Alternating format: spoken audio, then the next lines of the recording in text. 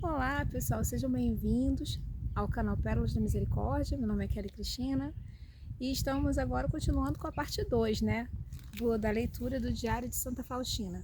Nós na parte 1 fomos até o capítulo 6, então a gente aqui na parte 2 começa, até o parágrafo 6 e agora a gente continua a partir do parágrafo 7. Primeiro vamos fazer uma oração, né, de entrega, né? Estamos reunidos em nome do Pai, do Filho e do Espírito Santo. Amém. A cruz sagrada seja minha luz, não seja o dragão meu guia. Retira de Satanás, nunca me aconselhe coisas vãs. Se é mal que tu me ofereces, bebe tu mesmo o teu veneno. Senhor, peço a Ti aqui para entregar esse momento de oração e que essas palavras, essa leitura do Diário de Santa Faustina seja para enriquecer as almas, propiciar um encontro das pessoas junto a Ti, Senhor, e que seja feita a Sua obra. O Espírito Santo guia e que essa leitura chegue aonde tem que chegar e que seja feita somente a Tua obra no coração e na mente das pessoas, né? E só reforçando, Senhor, peço só a Tua graça, que a Tua graça nos basta. Nossa Senhora da Esperança, rogai por nós. Nossa Senhora Aparecida, rogai por nós. E que seja feita a sua graça, né? Nesse momento. A graça do Senhor nos basta, nunca esquecer. E eis aqui a serva do Senhor, faça-se em mim segundo a sua vontade. Amém? Amém. Então, voltando. Capítulo 7, parágrafo 7. Varsóvia, 1º de agosto de 1925. É a entrada no convento. Eu vou fazer leitura contínua, depois eu faço o comentário, tá? Parágrafo 7. O definitivo chamado de Deus, a graça da vocação para a vida religiosa, eu senti desde os 7 anos de vida. Com essa idade, ouvi pela primeira vez a voz de Deus na alma, ou seja, o convite para uma vida mais perfeita. Mas nem sempre fui obediente à voz da graça. Não encontrei ninguém que me pudesse explicar essas coisas. Aos 18 anos, fiz um insistente pedido aos meus pais para que me deixassem entrar num convento, mas recebi deles uma categórica recusa. Depois dessa recusa, passei a viver as vaidades da vida, não prestando nenhuma atenção à voz da graça, embora em nada disso a minha alma encontrasse satisfação. O contínuo chamado da graça era para mim um grande tormento que eu procurava abafar com diversões. Evitava interiormente a Deus, voltando-me com toda a alma para as criaturas. Contudo, a graça de Deus venceu a minha alma.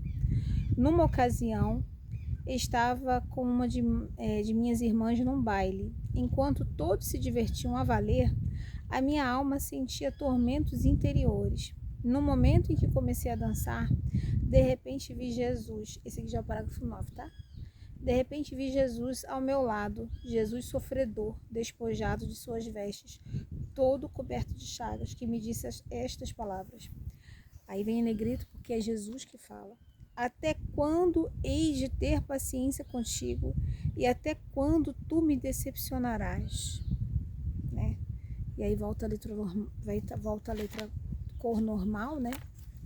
Que agora é a Santa Faustina que está escrevendo. Nesse mesmo momento, cessou a música encantadora, não vi mais as pessoas que comigo estavam, somente Jesus, e eu ali permanecíamos. Sentei-me ao lado de minha irmã, disfarçando com uma dor de cabeça aquilo que se passava comigo. Em seguida, deixei disfarçadamente os que me acompanhavam e minha irmã e fui à Catedral de Santo Stanislau Kotska. Acho que falei certo, né? Já começava a entardecer, havia poucas pessoas na catedral. Sem prestar atenção a nada do que ocorria à minha volta, caí de bruços diante do Santíssimo Sacramento e pedi ao Senhor que me desse a conhecer o que deveria fazer a seguir. Então ouvi estas palavras. Aí vem em negrito de novo, porque é a voz de Jesus. Vai imediatamente a Varsóvia. Lá entrarás num convento. Terminada a oração, levantei-me, fui para casa e arrumei as coisas indispensáveis. Como pude, relatei a minha irmã o que se passava na minha alma. Pedi que se despedisse por mim dos nossos pais. E assim, só com a roupa que tinha no corpo, sem mais nada, vim para Varsóvia. Então, vamos lá. Esse último parágrafo foi até o parágrafo 10, tá? A gente vai parar por aqui e vamos fazer uma meditação. Primeiro chamado dela, quando criança. Muitas das almas chamadas a missões especiais ou então chamadas a ter uma vida religiosa, elas têm esse chamado, sentem essa aproximação, essa intimidade, essa vontade de estar com Deus desde pequena, mas não tem com quem dividir. As pessoas não entendem, não estão preparadas ou não imaginam que uma criança vai falar uma vontade que vai se realizar quando adulto, uma coisa muito séria como essa, entrega na vida religiosa. E então, fica essa dica, sempre que uma criança fala, a gente tem mania de falar, é coisa de criança, ouça os seus filhos, ouçam as crianças, prestem atenção, tenha uma escuta atenciosa ao que as crianças estão falando, porque é nessa idade que já começa a apresentar. E às vezes até dons especiais começam a se manifestar, só que como é uma coisa especial, as pessoas tendem a não dar atenção. Até para poder guiar, porque é o que ela falou, eu vivia, para mim era um grande tormento, porque me chamava, mas eu não entendia o que era aquilo. Então toda essa dificuldade de saber exatamente o que Deus está chamando, não deixa de ser um sofrimento para aquela alma, mesmo sendo uma criança, um adolescente, né? Então aqui tem no parágrafo 8, o contínuo chamado da graça era para mim um grande tormento, que eu procurava abafar com diversões. Evitava interiormente a Deus. Então, voltando-me com toda a alma para as criaturas. Então, o que acontece? Ela sentia aquele chamado de vir para a igreja, vem rezar, vem ter uma intimidade maior. Então, ela falava assim, não, eu não vou. Eu vou para a festa, eu vou passear, eu vou me divertir. Eu vou ver as coisas do mundo, vou arrumar meu cabelo, vou cuidar da minha unha, vou fazer outras coisas, né? Não sei, imagino na época, né, que ela podia fazer outras coisas, outras diversões, outras leituras, que não essa intimidade de Deus. Mas não tem jeito, que Deus queria ela muito, né? Até que no momento ele permitiu uma visão extraordinária, que aparecer exatamente para ela. Existem pessoas que têm, a gente chama de encontro íntimo com Deus, né?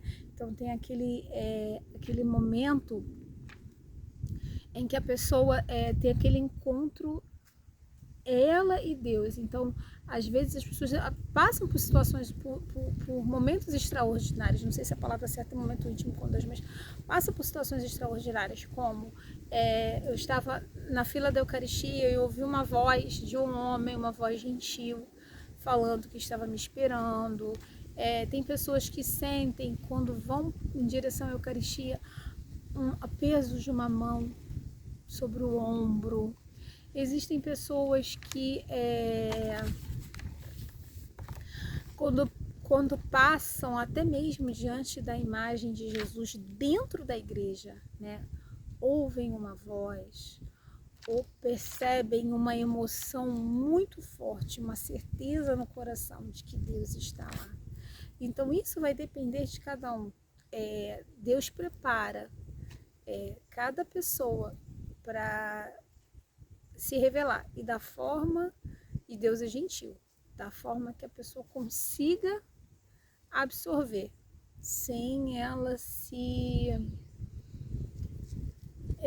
que seja capaz, né? Ela seja capaz de absorver. Por exemplo, você viu Santa Faustina, Jesus foi conversando com ela de forma delicada. Foi um chamado, foi uma vontade, aí ele foi aumentando o chamado, porque ela já estava acostumada. Até que chegou um momento que ele pegou e se apareceu para ela, falou assim, dessa vez vamos ver se ela vai me negar, ver quanto que eu sofro, né? E aqui a gente para no momento do Jesus chagado. Parágrafo 9. De repente, vai ouvir Jesus ao meu lado, Jesus sofredor, despojado de suas vestes, todo coberto de chagas, que me disse estas palavras: até quando hei de ter paciência contigo? Até quando tu me decepcionarás? Gente, é isso mesmo. Jesus sofre às vezes com as nossas escolhas erradas, nossas escolhas no pecado, quando a gente às vezes nega uma coisa que é muito importante para ele, que vai fazer bem para a gente também. Então, e principalmente quando a gente se aproxima do pecado. Então, que fique guardado essa mensagem para vocês hoje nessa parte 2, é que a gente tente se corrigir e não evitar o pecado que causa sofrimento, né? A decepção, né? Jesus esperava que a gente fosse um filho amado, que a gente tivesse uma postura e a gente não tem essa postura de acordo com a nossa consagração, com a nossa vida religiosa, de acordo com o que a gente aparenta ser como cristão. E não é só isso, também gostaria que ficasse marcado que mediante aquele encontro pessoal com Jesus, né, com Deus, ela tomou uma decidida decisão, né? Ela foi correndo para Varsóvia, pegou o essencial e foi com a roupa do corpo. Então, assim, a coragem da fé. Pô, mas ela não levou nada. Foi assim, do nada. É a fé, né? Se Deus mandou, Ele vai preparar tudo no caminho. Eu gosto muito da passagem de Maria Madalena, né? Que a Maria Madalena foi para o Santo Sepulcro, né? No sábado de Aleluia, foi lá no Santo Sepulcro para poder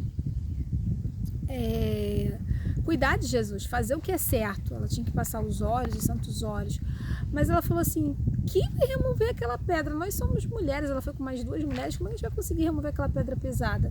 Mas se Deus, se está no nosso coração a gente fazer o certo, se é um mandamento de Deus, Deus vai preparar tudo no caminho.